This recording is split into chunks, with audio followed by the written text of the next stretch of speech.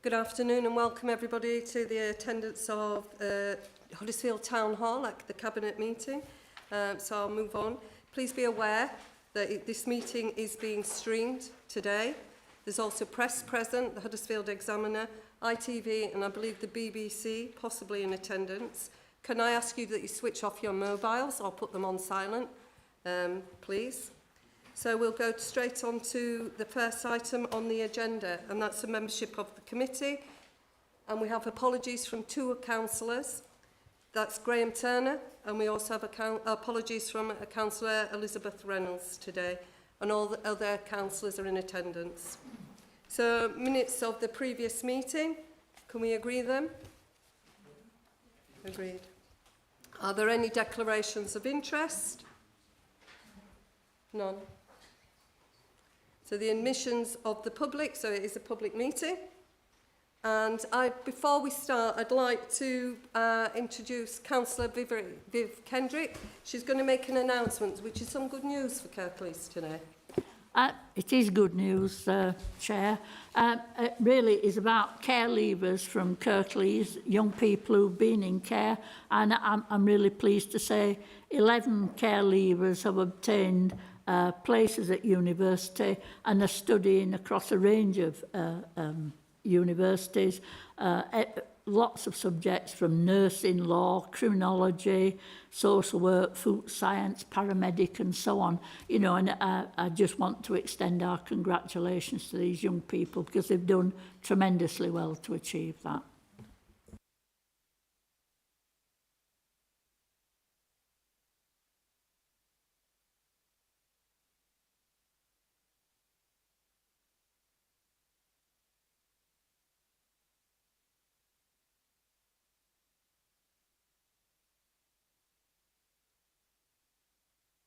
Before. The kind of choices that nobody joined this council or cabinet to make, and they're going to be tough, as I've said, and it's the kind of choice that I didn't join politics for, and I know the people in this room today that are having to make decisions would have to.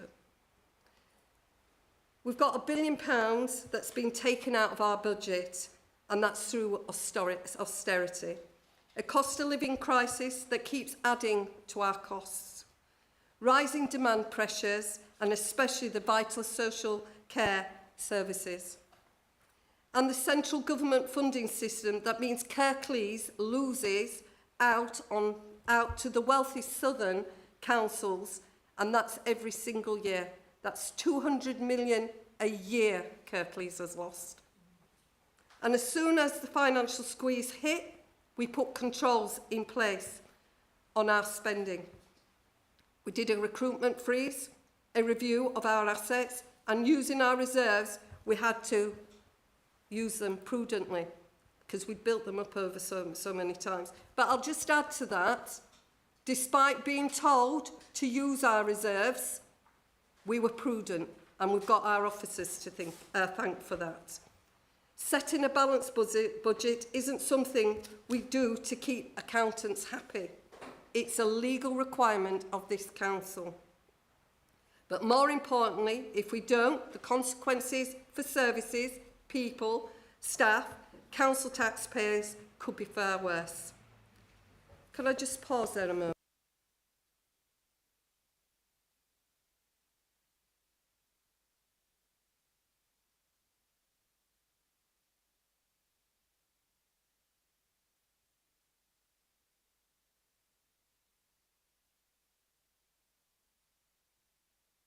Okay, that's why we have to make these hard decisions today. And as I said, this cabinet have had no choice but to make these choices today. But it's the right thing that we're having to do. It means consulting with people at the appropriate time. It means recognising and reorganising some services so that people are still supported, but in a different way. This means being open with local people, and it's about taking these kinds of measures and proposals. It shouldn't have to be like this, but Kirklees needs to be fairly funded. And we should think about the long-term solutions, national solutions, and the bigger issues on social care and its funding. I'm adding on to that the children's services as well. In the absence of all this funding and those things, we need to deal with the reality of the circumstances and to deliver financial stability of all the services that we want to deliver here today. So now I'm moving on to the next item, and the next item will be deputations and petition. I believe Councillor Hussain has a petition. Yes, Leader, I do. It's regard to the Kirklees Highways Department. It's a petition on behalf of Batley East residents for Lydgate Road and Soot Hill. Thank you.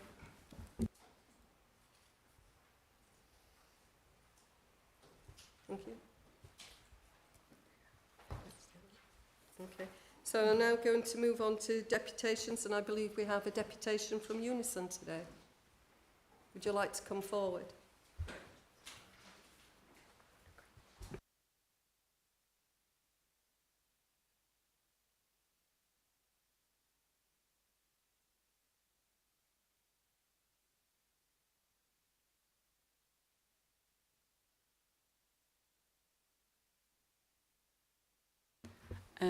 Good afternoon, everybody. My name is Lee Riley, and I'm the Unison convener at Kirklees Active Leisure. It should be clear to all residents in Kirklees that we are now suffering the consequences of 13 years of Tory cuts.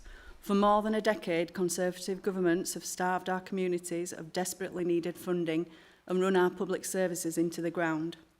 And this is the end result: the proposed closure of 3 leisure centres in the areas that need them the most. What will this mean for Kirklees?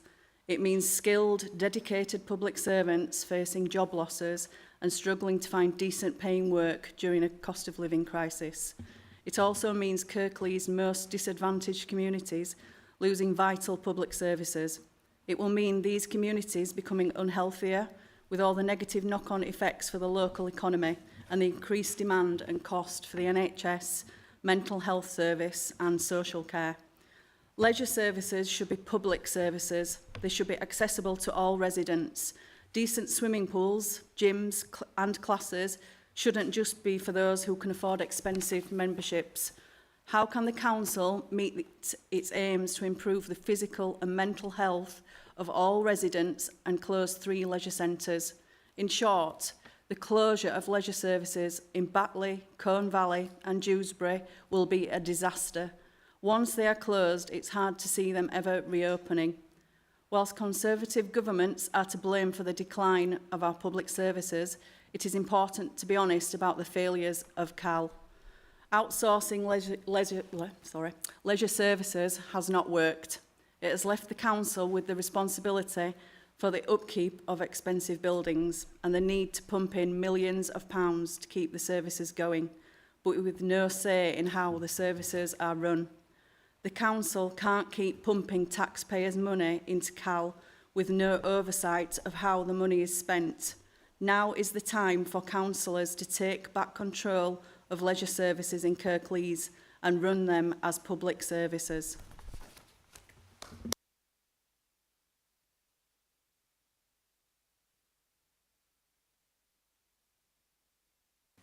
Councillor Ramsey, would you like to respond to that? Thank you very much for your deputation on behalf of your members. There's a lot of what you said around what the root cause is that relates to the situation that we're in, and that our leaders clearly articulated as well. I am in agreement that our health and wellbeing objectives are for everybody who lives, works and studies in Kirklees, and not just for the wealthiest in society. As you will appreciate, in the health and wellbeing strategy, we clearly articulate that factors of inequality and inclusion and poverty are 2 of the key factors that we know impact on health and wellbeing. We recognise that good health and wellbeing is due to several things, ranging from what people do and their behaviour and choices, how they feel about themselves and what they're doing with the world around them, and the broader social, economic, cultural and environmental conditions to live in. CAL leisure facilities are one part of the jigsaw that assists some people, but not all.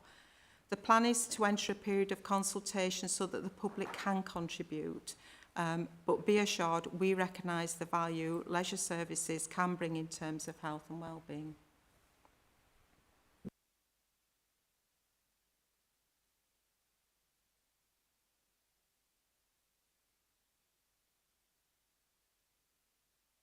Okay, so we're moving on to item 6 on the agenda, questions by a member of the public. There are no questions being asked today because there has to be a 3-day clear notice in order for that to take place.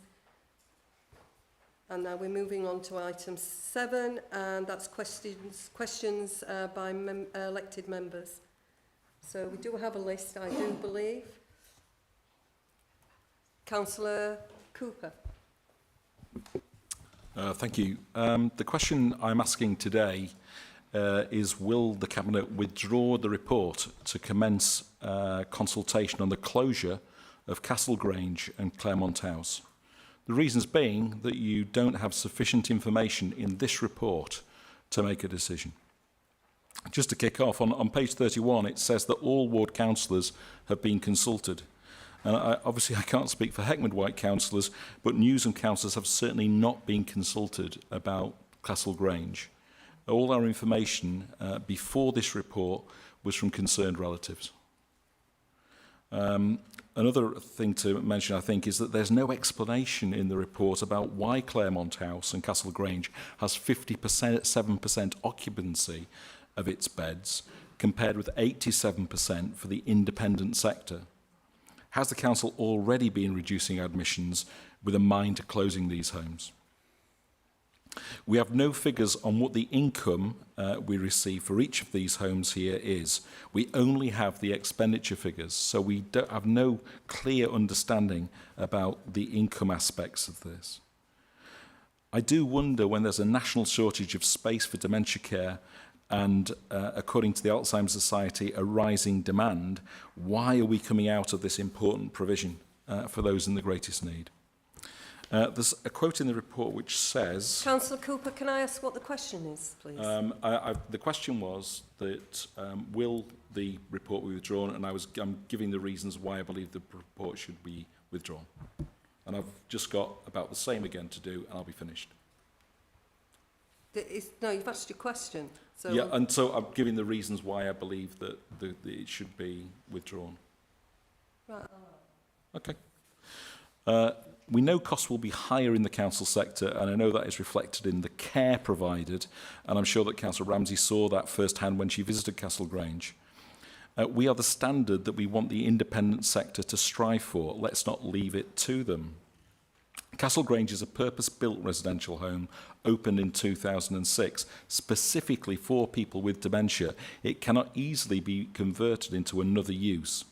If we are intent on moving the residents out of these two homes into the independent sector, why not simply come to an arrangement with the independent sector for them to take over and manage the homes and not disturb the residents and their families? Please defer this report.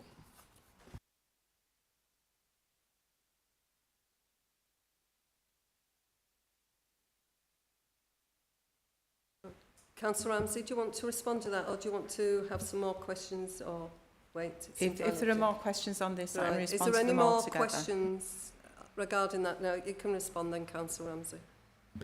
So the direct question, Councillor Cooper, was, are we going to withdraw the report? And the direct answer is no, we're not.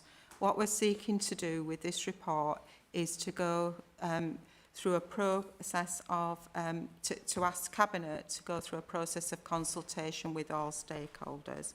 So, no, I accept some of the information that you've provided is useful for us to go through in the consultation process, but no, we are going to go ahead with the report. And I'll talk to it when we get to that on the agenda.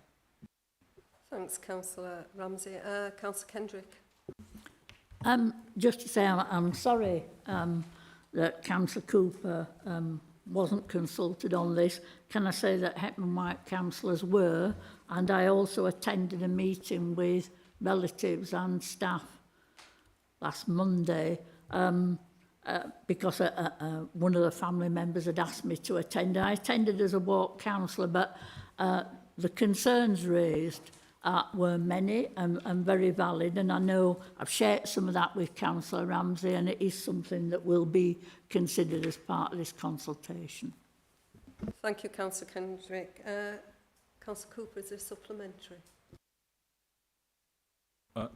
I mean, I suppose really it's the lack of information that I'm most concerned about with the report. Why is it only half occupancy in the homes? Why is that information not there? Why haven't we got the income figures so we can have an understanding about how much money actually comes into the homes? Those are the things which I guess concern me most about this, and also really about the longer term impact. We are hoping for a better environment financially for people in.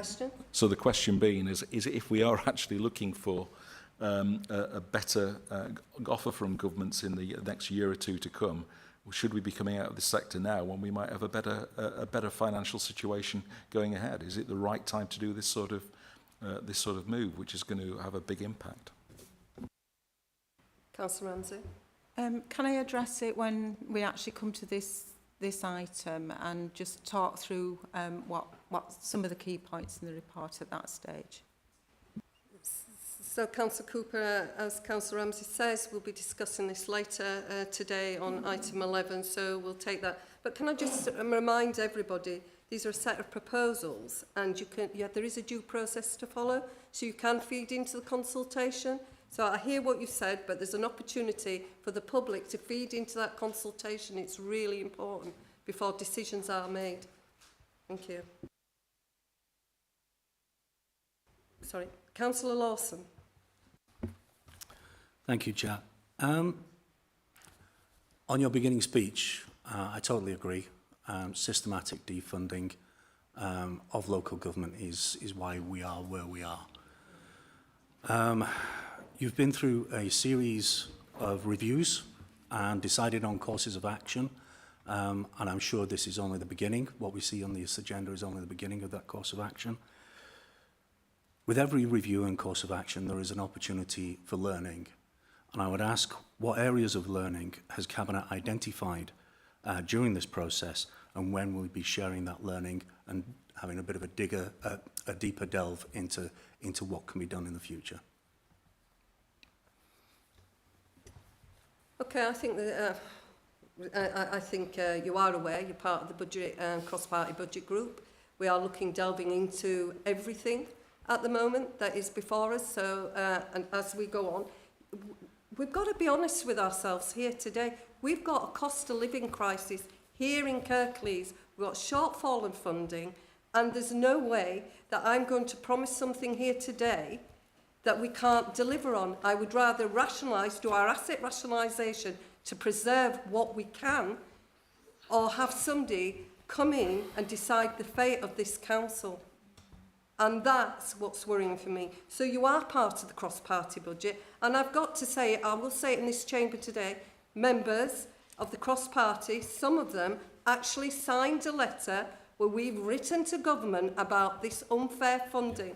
And I have to commend the ones that did sign it, but I equally also have to say I'm not very happy that we had some that felt that they couldn't sign a letter. Now, that's not fair to us or you as a public. We're here to represent you. These services belong to you. And rather than turning on each other, we need to be pointing our fingers to a government that is causing this problem.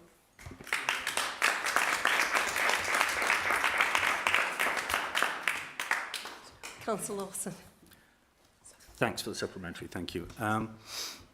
So, if we're looking at areas of learning and information, I've asked when we'd be sharing that.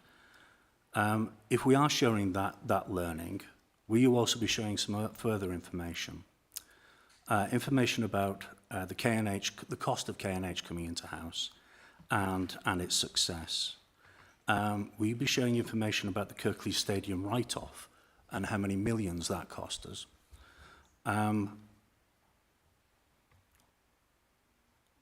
Oh yes, and are you going to be sharing how much we're expected to spend on the George Hotel? What was spent in the land assembly for the Huddersfield plan? And how much was spent on the renovation of CC1 and how much over budget that went? Will you be sharing that information? We will be sharing that information, but obviously today I don't have that information to hand. However, happy to discuss that. And I think this is about what we've got on the agenda today, and I understand it's quite poignant, your questions. You're part of a cross-party budget group, and anything that we wish to share with you, we will share with you. So that's where I'm at, and I'd rather be honest with you today. I would rather get through this high-pressured agenda that we've got to deliver today, because there's some important things that we need to talk about today.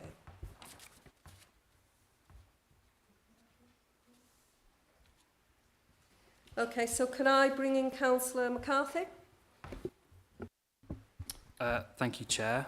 I'd like to speak on the Leisure Centre proposal, specifically proposals regarding Cornwall Leisure Centre. As Councillor Scott said at the beginning of the meeting, no one in this room went into politics to cut services. It's not just a local issue. Sport England have found that 40% of council areas are at risk of losing their leisure centres and swimming pools. Around 400 public pools have closed since 2010. The government has provided a maximum of £1 million of funding per local authority to keep swimming pools open, and that is capped regardless of the need of each local authority. And this is not enough to keep leisure centres in Kirklees open, and the council simply cannot afford to provide the same amount of funding it did to keep the pool open last year because of basically 13 years of Tory austerity and cost of living cost pressures. A system of competitive funding pots and continually cutting grants from central government has put us into this position. Throughout the process lined out in the Cabinet report, it's really important that we try and support the community in trying to keep our pools and leisure centres open. Councillor McCarthy, do you want to save some of that for item 11, or? I was intending on doing that, but yeah, that would be better if that's okay, Chair. If you don't mind, that would be. Thank you.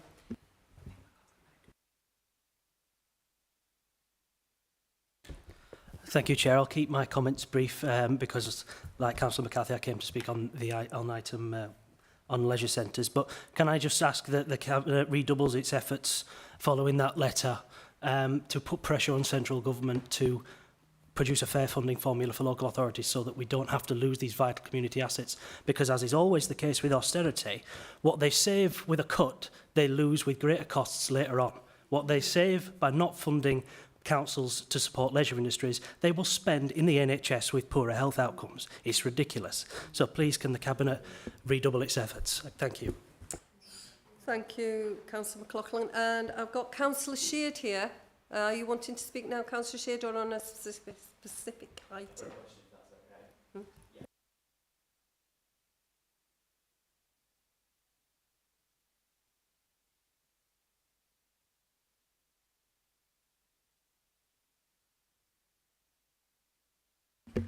That's better.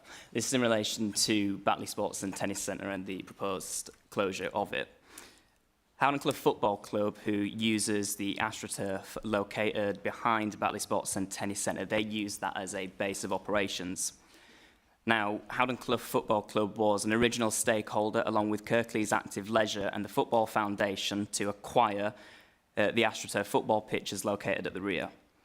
The club invested over £70,000 of their own funds generated by fundraising and other donations to the AstroTurf pitches. So if proposals for the sports centre to be closed down are followed through, can I ask what type of compensation can be made to the club and what help can be offered to support them in finding a new home along with other community groups that use the facilities? Sorry, no, you can't. It's part of the consultation process. You can feed into the consultation process. I'm sure whatever clubs that are running from there, they will discuss it, Cal, but I don't think that's something that we could discuss here today. Okay.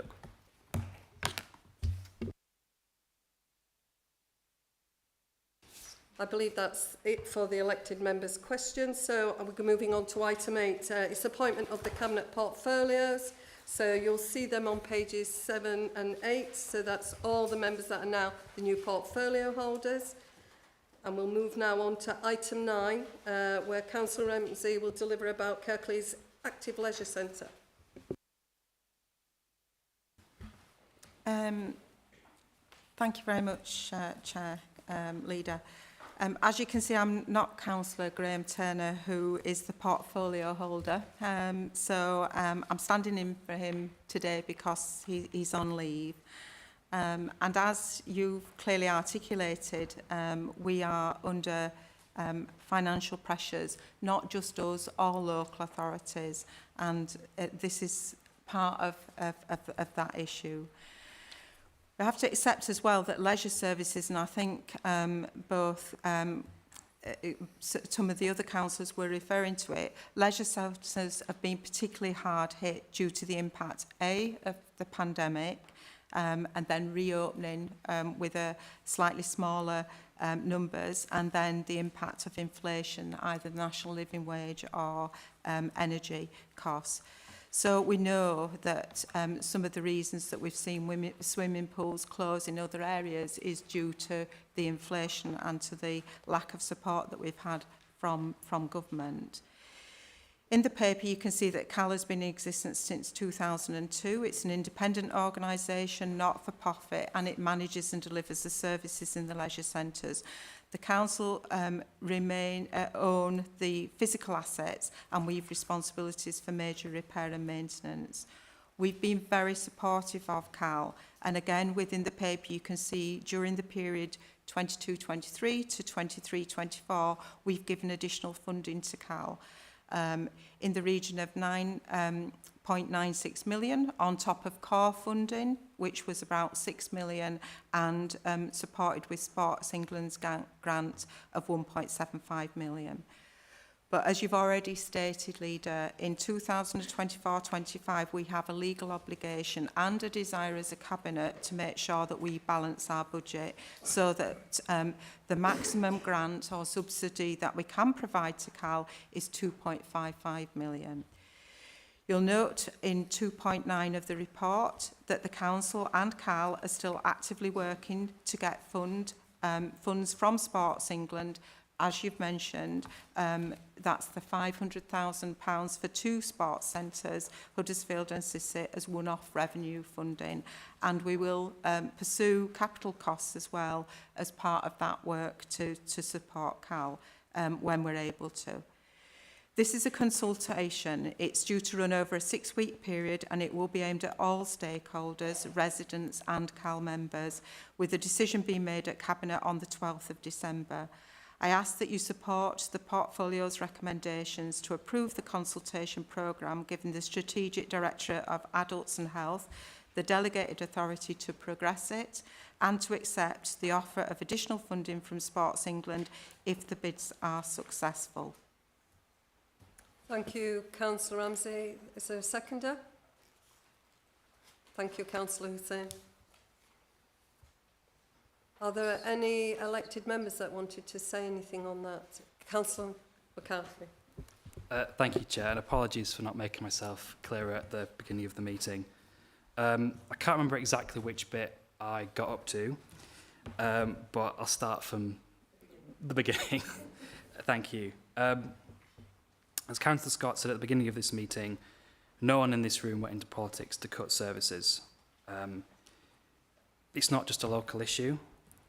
Sport England have found that 40% of council areas are at risk of losing their leisure centres and swimming pools. Around 400 public pools have closed since 2010. The government has provided a maximum of £1 million of funding per local authority to keep swimming pools open, and that's capped regardless of local need or the scale of the problem. This is simply not enough to keep all leisure centres in Kirklees open, and there is no guarantee the council will receive this money. A system of competitive funding pots and continually cutting central government funding means the council cannot afford to provide the same level of support it gave to CAL last year. Throughout the process that Councillor Ramsey set out, we're calling on everyone, the council, council officers, ward councillors, members of the community in Kirklees Active Leisure, to work together to try and support this vital community asset.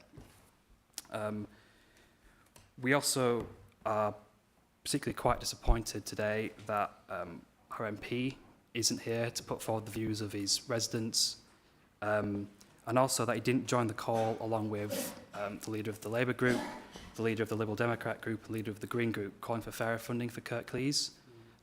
We can try and do our job here locally, but we do need our representative in Westminster to step up to the challenge as well. As I said before, this is not just a local issue. In particular, we're asking that the consultation process is as meaningful and as widespread as possible. It engages with as many different stakeholders. You know, we don't want to see a tick box exercise that we have seen sometimes elsewhere. We're also calling for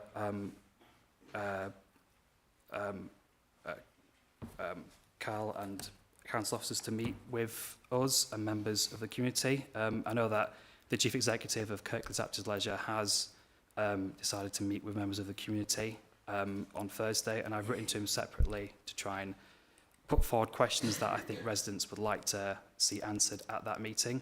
And I'm also glad that the leader and the deputy leader, council officers and Cal have agreed to meet with ward councillors to discuss options. We need to think of as much as we possibly can do throughout this process.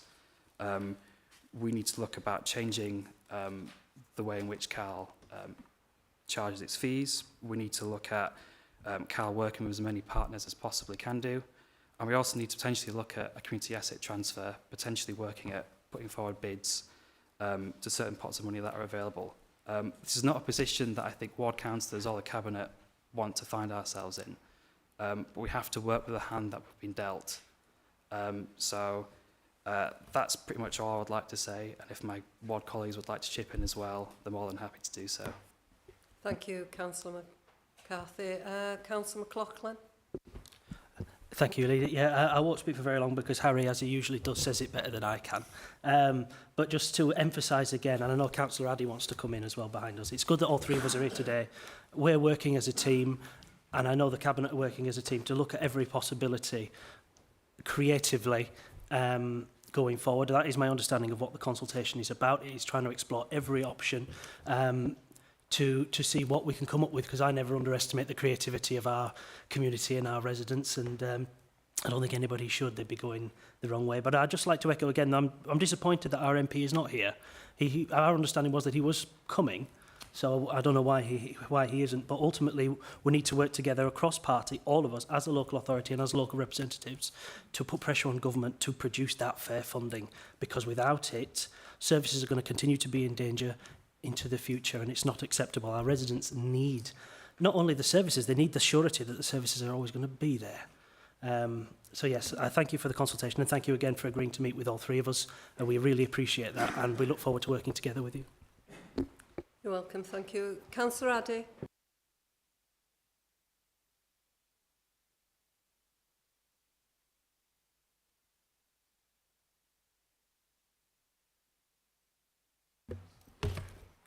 Thank you, Chair. There's not a lot to add in a lot of ways to what these two have said. I just want to know, people to know that, of course, this is at the heart of our community for many, many people. It's more than just a place to get fit, lose weight, build muscles. It's about well-being, about social care, the PALS scheme there. I've seen myself, I had debilitating physical problems and went along, and that supported environment is the kind of thing you get from this community resource. I've watched the people around me flourish who've had heart attacks and strokes, and it wasn't the exercises primarily that sorted them out. It was coming together, being supported, not buying an expensive membership at a gym and a personal trainer and pumping iron.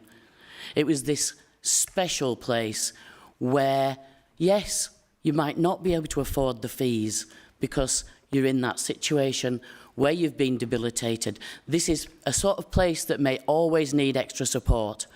And I want to know when the government's going to sit up and realise that rural facilities like this and the other leisure centres are so important to the community in more ways than getting fit.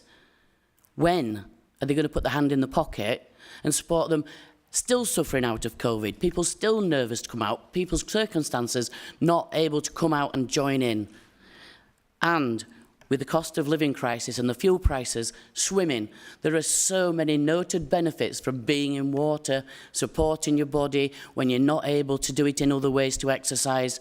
This is a special facility in our community, and our community can move mountains when it gets going. I know you've all got your own communities, but very passionate about ours, and they really can. But sometimes mountains need money. So that's what we need.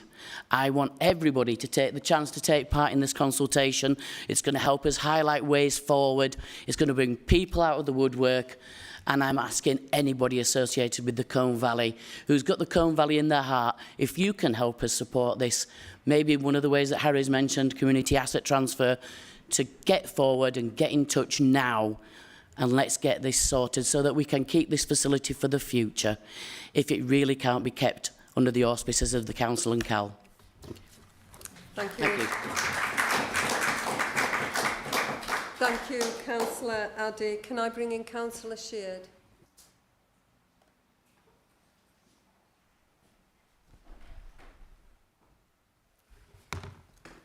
Is this turned on this time? Following the announcement that Batley Sports and Tennis Centre in Birstall was shutting down, I immediately contacted Howland Clough Football Club, who I helped organise a petition, and I am now proud to say that that petition has surpassed 7,000 signatures and still continues to rise. The petition is designed to stop Batley Sports Centre from being closed down. Batley Sports and Tennis Centre is more than just a leisure facility. It's a lifeline for some people. It's a place that they can get mental health support and socialise. But as a result of decisions made by this Cabinet, Batley Sports and Tennis Centre, along with Dewsbury Sports Centre, Colne Valley Sports Centre, Batley Baths, Batley Library, the chapels at Batley Cemetery, Clecleton Town Hall, and 2 care homes and a number of other public places are now being proposed for closure. This has been a major attack on public facilities across North Kirklees. Can I please ask the Cabinet how much will it cost to keep Batley, Dewsbury and Colne Valley leisure centres open? And how much will it cost to shut down the proposed leisure facilities, but more specifically, how much will it cost to shut down Batley Sports and Tennis Centre?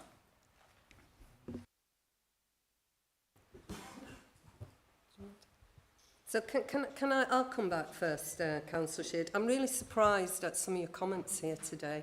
I don't know where you've been, but it's worrying to me because you can feel the passion of the community in this room here today about decisions we're having to make because of this government. It's not a choice. It isn't a raffle and signing petitions, and your petition would be better directed at one of your MPs that sits in the Department of Levelling Up. So today, we're not playing games. It's not ping pong. We're not scoring. This is going to impact on our communities and our young people for the future. We don't want to make decisions. We're being forced into it by this government. No, I'm not happy today. I think it's a travesty that we're having to decide. And you mentioned Dewsbury. Dewsbury's where I represent. And the swimming baths is closed, but we've also got the problem with RAC, health and safety. And what I'm not going to do is promise something that we can't deliver unless your government gives us some money.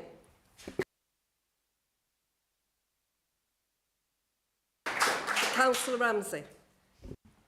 Thank you very much. Can I answer all of the comments that have come up?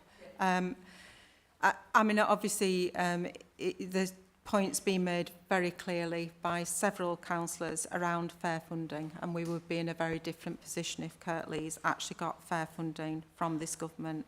So we need to be very aware of that. I thought there were some really good points about the wider detriments of health, actually looking at health and well-being as something where people come together and put that. And the power of communities working together to support those that are more vulnerable. So that there were some really good points. But can I just remind us all that actually this is a decision to start a consultation. That's what we're asking for at this stage. And some of the points that are being made will feed really well into that consultation process. And I'll just echo that, what Councillor Ramsey said, it is a consultation process. I will remind you again today, austerity has took 200 million per annum from this council. To date, we've got a 380 million revenue that we have to try and manage this council. We've got a savings of 48 million still to deliver within this year. So we did bring a financial strategy on to council last week, and it was adopted. We've got a plan. We're going to have to try and meet demand as we can, but this chronic underfunding is going to impact on all our communities. And as much as I'd like to tell you a different story here today, we have to be clear that this is going to impact for a long time to come, and it's going to be future generations unless this government listens to us. So members, I'm asking, Councillor, are you moving it, your report? Councillor Ramsey, that's moved. Seconded? Councillor Ahmed, thank you. All those in favour? So we're now moving on to item 10, the asset review for September 2023. So I'll be delivering this today in the absence of Councillor Turner. When the financial crisis first hit, the council took a number of steps to look at how we could achieve the savings we needed to meet a balanced budget. That action included looking at buildings and assets to see if we could use them more efficiently, make decisions and then that reflect the reality of the financial situation. Today's report brings forward initial recommendations. In Dewsbury, we think we have a solution that makes the library more accessible for residents in the town. We think this could be a way of reducing the costs and improving the service for local people. In Batley, we propose, subject to consultation, to move the library into the town hall where residents continue to receive that vital service. Cleckheaton Town Hall is already partially closed due to the emerging conditions of its health and safety issues. The safety of staff and residents has been our priority, and the specialist investigations are still undergoing, and they need to go in and fully assess the condition of the building before we can report much back on that. We already know the significant investment that it requires, and we will be building up this funding. We already know the significant investment will be needed for bring this building back into use, and I think the councillors in Cleckheaton are aware of the situation of that building and the funding that we don't currently have. Unless we get a special thing from the government, there's nothing we really can do. The council is always looking for exploring new opportunities for funding, and we have to do this because the council is underfunded year on year, which I've repeated throughout today, and that's from central government. The systems of grants are poor, they're piecemeal, and you scramble at the last minute, which we very often don't get. We recognise the value of the community of having space for events, and that's why we're working with groups to relocate them, particularly in Cleckheaton, where they're being relocated to Gummersall. Wherever possible, we'll help set up where they need to be. So in light of this, I'd like to move the recommendations as set in part 6 of the report of the asset rationalisation. Can I have a seconder, please? Thank you, Councillor Ramsey. Councillor Lawson. Thank you, Chair. It's important, I think, to point out that Cleckheaton Town Hall has been open for 131 years. In the report that you've got in front of you, there are 152 words relating to Cleckheaton Town Hall. 1.2 words for every year it's been open. I hope I get more than that when I'm buried. I'll ask again what I've been asking you for the last 2 years since we've known that town hall has had repair issues and specific repair issues. I'll ask again, what is the timetable for getting a survey on the town hall? And is there even one booked at the moment? Because part of the rationale for mothballing it is to be able to actually get in there. So have you actually booked a survey at the moment to assess what damage and repairs there needs to be?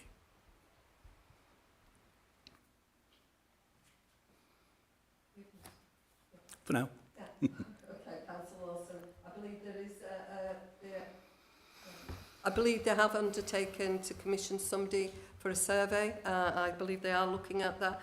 And regarding the repair of the building, I think you're fully aware that the building has had some issues for quite some time, and it is chronic underfunding. We're not in a position to fund what's needed to be done. So until we get that back, that survey, and I'm sure you'll be made aware once we get it back, we'll be able to talk about it. Just to come back in, Chair. Thank you. So, over the past few years, since before COVID, it's been a struggle to get any cash for any repairs, for any updates to that town hall. Everything has been fought for tooth and nail to try and get anything done there. We have electrics that need doing. They've been needing doing for a decade or so, who knows, but they are woefully out of date. I think what I'm driving at here is that there's more uses than the town hall, than just the Cleckheaton Folk Festival, even though that's emblematic of the town hall use, and we're all very proud of it. The Spen Amateurs perform there, and we're all very proud of them too. There's a current use, which is like an anchor tenant, which is the University of the Third Age. They run for 5 days a week, and I think it's around about 500-600 people are currently using that U3A training. Yes, you've relocated them up to Gomersall Public Hall, but they don't have the parking and they don't have the facilities. Another aspect of this, and I want to make this clear, is it's a very big part of the Cleckheaton economy in the town centre.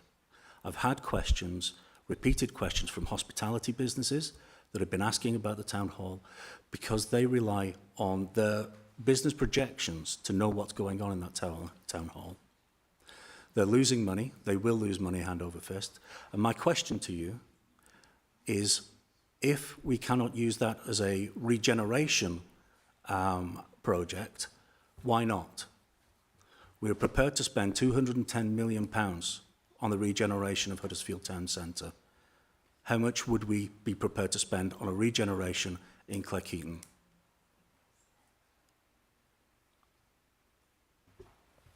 Okay, thank you, Councillor. And I do hear what you're saying about this asset and how precious an asset is, but you've also equally said about all the money that it needs investing in it. So, as I said before, we're happy to talk to you, but there's no promises. There's non-statutory consultation that's going to be taking place. So, as I said, I've moved the item and Councillor Ahmed seconded it. So, I'm going to move the vote on this. So, all those in favour? Thank you.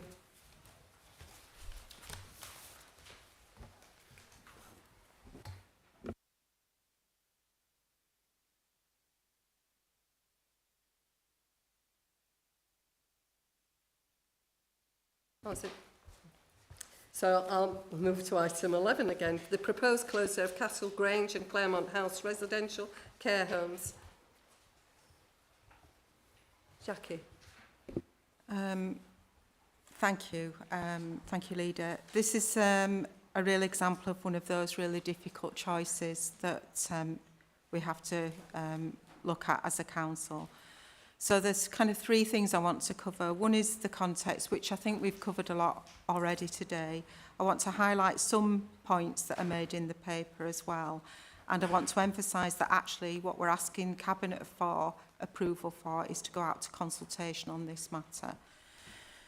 So as you've already said, Leader, we've emphasised the difficult situation that local authorities are in. The Local Government Association said in July that councils in England face a funding gap of almost £3 billion over the next 2 years just to keep services standing still. That's been played out in the national press as councils of all colours are reporting huge gaps in their finances, and it's clear to me that this government has systematically undervalued and under-resourced local authorities. In Kirklees, we are particularly poorly recompensed, and you've already referenced the fact that we lose over £200 million per year from government funding since 2010 through austerity. And you can just see how poorly we are funded in comparison to the others in my recommendations. Topping that, we also have to remember that adult social care is chronically underfunded, and despite the Tories saying back in 2019 that they would sort it, we are still waiting, having had reforms planned for 2023, delayed until 2025. All at a time when prices are rising across the board for us as well as residents. With that all in mind, I just want to point out a few of the key points in the paper. There's a need for us as a council to focus on services where there is need and minimal provision, or that we have to we're legally required to deliver them. Elderly dementia residential care is now something that is provided widely in the independent sector. It perhaps wasn't when we first went into this. It costs us just shy of £5 million to run the 2 care homes. I recognise that currently neither home is full at the moment, but even if they were full, the cost to us to provide the service in that manner is £1.3 million per annum, more than it would cost for us to provide it in the independent sector. The recommendation is to go out for 12 weeks consultation on this matter to enable us to engage with and get feedback from all stakeholders and come back to Cabinet in January 24. And I understand Councillor Hendry has already said how clear we are that we want to make sure that we listen to the concerns that are raised by families, staff, and make sure that we get this right. So I'm moving it. Thank you, Councillor Ramsey. Councillor Cooper, did you want to come in? Yeah. I mean, going out to consultation indicates a direction of travel, and that's the concern, I think, really. I mean, if we look at, I mean, I completely and utterly accept the issue about fair funding and the fact that Kirklees loses out, and that we certainly need a change of government to do something about that. I'd like to see some government with actually a plan for local government. I've not seen a potential government with that yet. I mean, but if we are anticipating that things are only going to get better, might we be making a decision today that we might regret in a year or two's time and think, why didn't we hang on to those care homes? Why didn't we hang on to those facilities? And so I do wonder if this is a very short-term view. And another thought on this is the finances here are a wee bit opaque. I don't really feel I've got a real understanding of what's involved here. I can see that you're arguing that there is a saving to be made here of 1.3 million. I can see that that's there. But what I'm not seeing is the sort of income side of this and how we can and how we can how much income is actually generated by this, or could be generated by if the homes were as full as the independent sector. The other aspect of this is what is our role? I think our role is to sort of say, well, actually we're providing quality care, and perhaps the independent sector ought to be paying their staff more to provide better services, like Kirklees does. And if we're actually saying, actually, we want the people we care for to go into homes where people are paid less money, is that the right thing to do? So those are the sort of things that I think we really need to be considering. And that's one of the reasons why I asked for the report to come back for us to have a look at this again and have a more thorough look before actually going out to consultation. Thank you. Thank you, Councillor Cooper.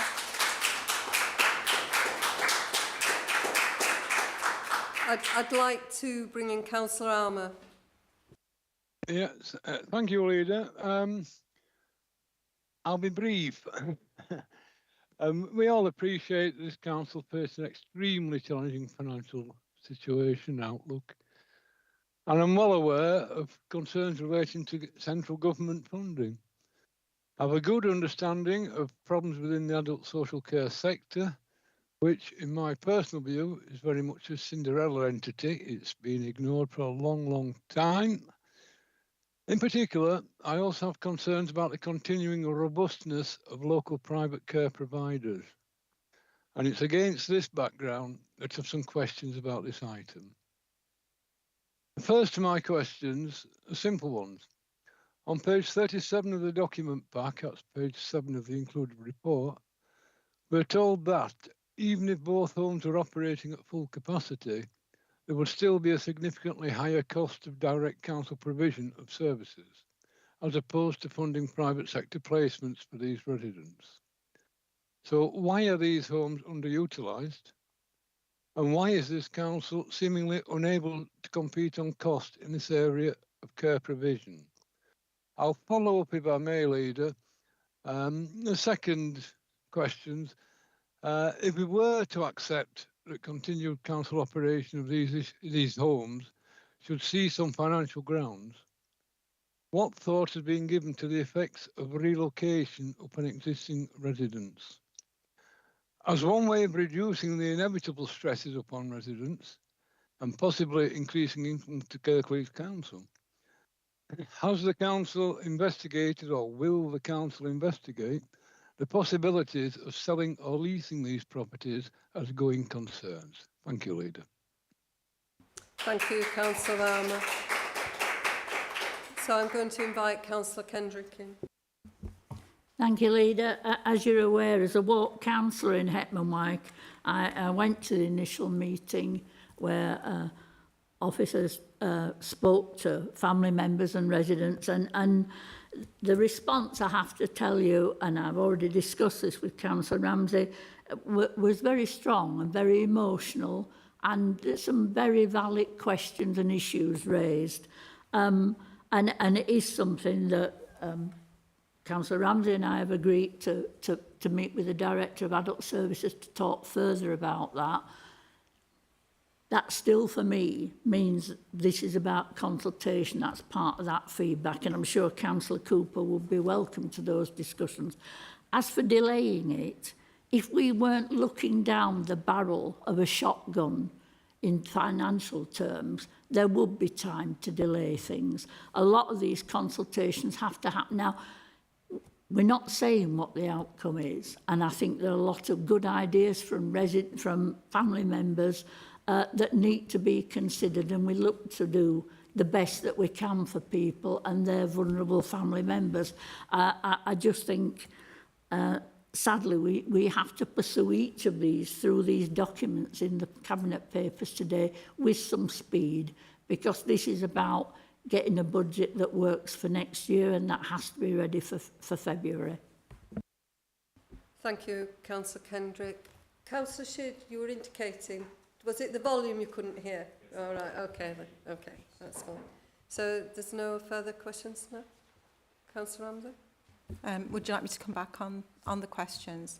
I wasn't sure, Councillor Cooper, if there was an actual question in there. So I think there is a real issue is if you don't say something in a in a paper that's come into Cabinet that may be the outcome of a consultation, then you're actually not really consulting on what may actually be an outcome. So I'll leave it at that. So no, it doesn't necessarily mean that the direction of travel is set. Councillor Armour, I think you asked a couple of questions. One is why they're underutilised currently. There's long answers to these. Daycare is being provided at Castle Grange in one of the units. One of the units was very difficult, had a very difficult period through COVID at Claremont House. So, and an opportunity was taken to have a look at some of the work that needed doing there. So there's a longer conversation that we can have around that. With regarding to relocation effects, I do fully understand what you're saying around should we make a decision in January, that we need to be very mindful, very careful, very supportive of how we actually go through any kind of process, and we will make sure that we're as good as we can be at that. I don't think there were any other questions in there. Okay. Are you moving the report, Councillor Ramsey? Yeah, okay. So I'm going to second that. So there's a set of proposals in there. So due to process has been followed. And Councillor Cooper, you did ask for a deferral of this item. And the answer is no, we can't, because I think Councillor Kendrick mentioned that. So we're going to enter into a formal consultation process. And I hope that everybody here today does feed into that, because the outcome isn't definite yet. You need to feed into that process. It's really important what you think, so that we shape services of our future around you. Thank you. So, all those in favour? Thank you.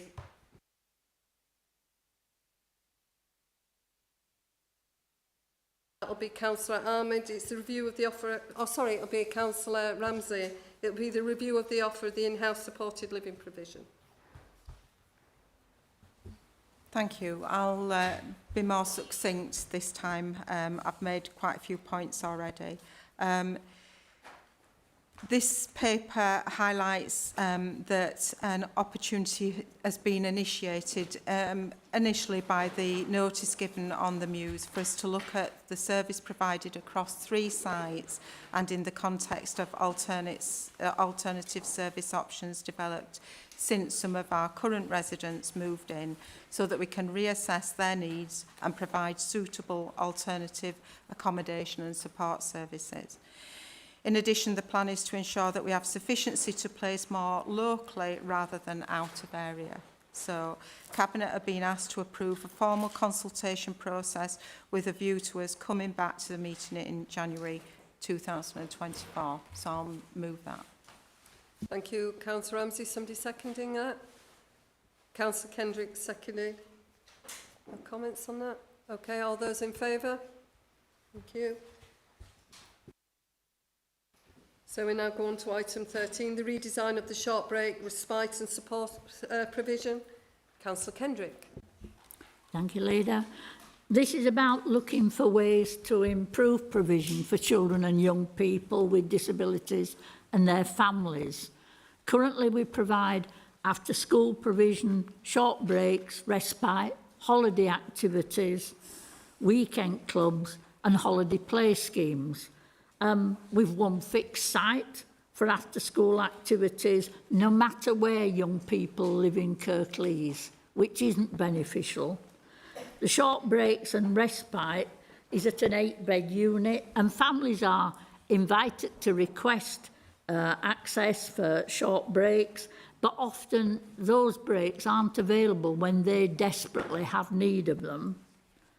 And during COVID, we weren't able to provide so many of these things because of lockdown and so on. But we continue to provide services, but differently, at a local level for families. And following that, many families have said they preferred that approach.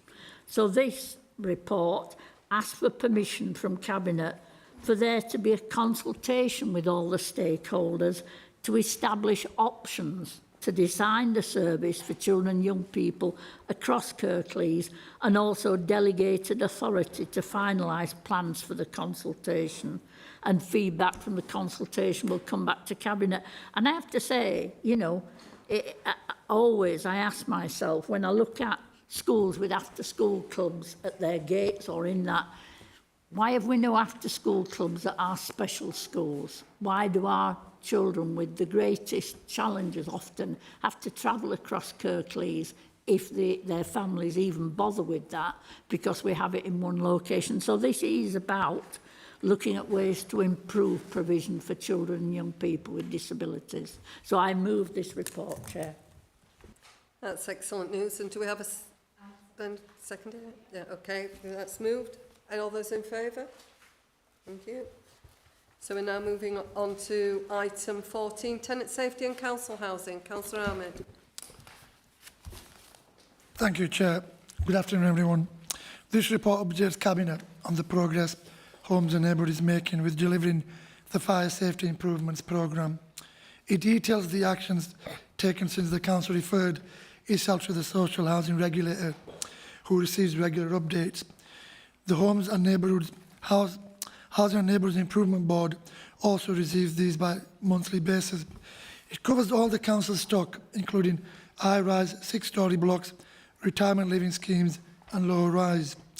The service has made significant amount of progress with delivery, has established inspection and re-inspection programmes across the big 6 building safety items, that's fire, asbestos, water, lifts, gas and electrical safety checks.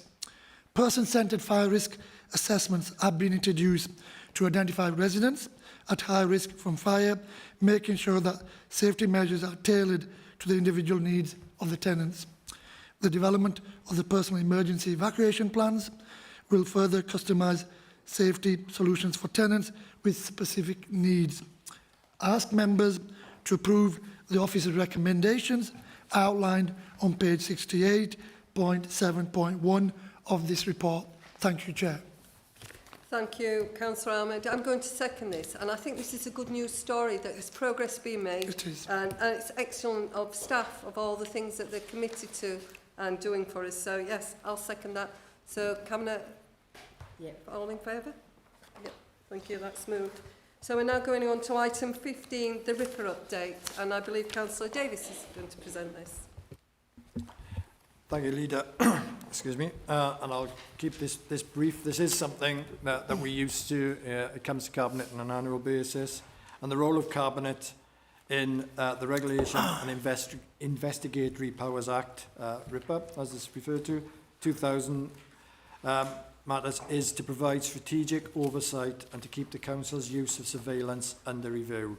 And as I say, this is an annual report on the Council's use of this to Cabinet.